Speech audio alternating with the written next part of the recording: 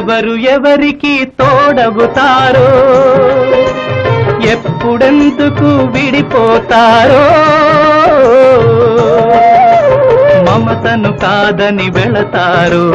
మనసే చాలని ఉంటారు ఎవ్వరి పయనం ఎందాకో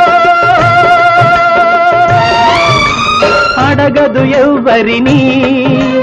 బదులే దొరకదని అడగదు ఎవ్వరిని బదులే దొరకదని ఓ బాటసారి ఇది జీవిత రహదారి ఎంత దూరమో ఏది అంతమో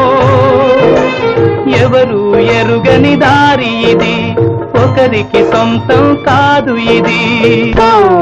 బాటసారి